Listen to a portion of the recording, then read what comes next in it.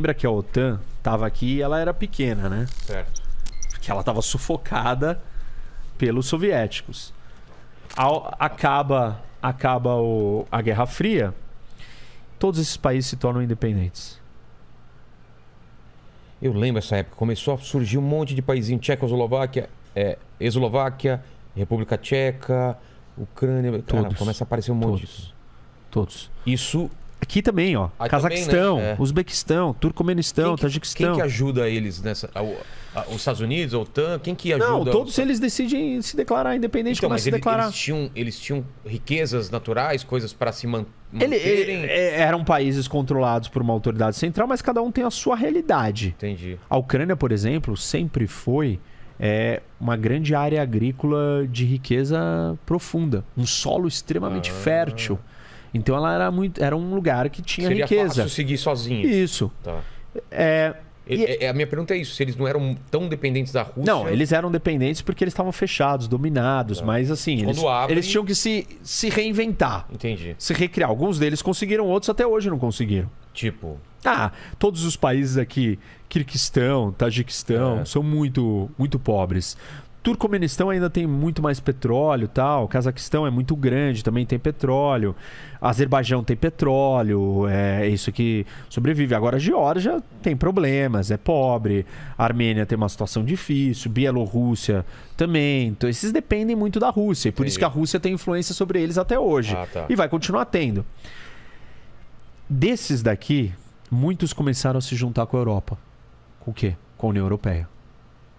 E outros começaram a se juntar também com a OTAN. E isso começou a deixar a Rússia incomodada. Porque o que era antes um território dela virou para o outro lado e virou para a aliança militar do outro lado. Então você supostamente está colocando tropas na minha fronteira. Tá cada vez chegando mais perto de mim. E como toda essa terra aqui é plana, lembra que eu falei? Lembro. Aí se você tiver tropas aqui na Ucrânia, está dentro da Rússia. É essa a preocupação. E aí a Rússia se sente muito incomodada e começa a querer revisitar esse assunto. E fala, não, peraí, não pode ter essa expansão da OTAN, não pode ter expansão da União Europeia, eu não quero isso. Mas quando que isso começa? No fim da Guerra Fria, no fim do colapso do Império Soviético, você já começa com as adesões e o crescimento da União Europeia. Então, de 91 em diante, ao longo dos anos, você vai tendo... Mas aí você tem uma Rússia fraca, quieta, não podendo fazer nada. Não. Quando que ela começa a ter força suficiente para começar a falar, espera aí, agora... Olha, eu diria que o grande e o primeiro movimento é em 2008. Quando a Rússia invade a Geórgia. Entendi. E invade a Geórgia por quê? Porque se diz ou se cogita que os próximos dois países a entrarem na OTAN vai ser a Ucrânia e a Geórgia. E os russos entendem que a Ucrânia é inaceitável. Ucrânia e Bielorrússia, aliás, os russos chamam eles de russos brancos e pequenos russos. Então tem a Rússia grande, o pequeno russo e o russo branco.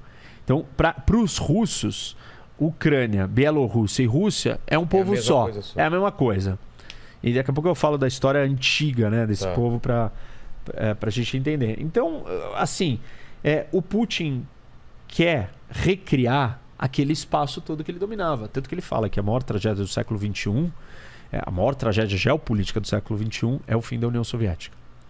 Ele quer recriar a União Soviética. Não dá para ele recriar embaixo de uma ideologia querendo conquistar territórios. Aquele pensamento antigo não funcionaria. Pelo menos até ontem não funcionaria. Porque então, hoje vai funcionar provavelmente na base da simples e pura força bruta. Nossa. Por isso que esse evento e episódio do que nós estamos assistindo hoje é tão importante. Faz 80 anos no mundo que nós não temos uma potência desse porte, desse tamanho, abocanhando territórios para... 80 anos que isso. Com mudança de fronteira de uma grande potência, uma potência, a maior potência nuclear, virar e falar assim, eu não gosto que aquele território não seja meu. Eu quero ele para mim. 80 anos que não acontece isso no mundo.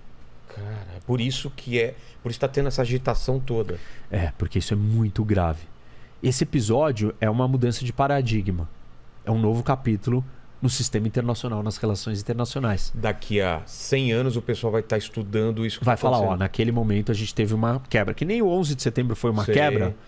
Tipo, isso daqui é uma quebra. Se ele entrar em Kiev amanhã ou hoje à noite, isso é uma quebra.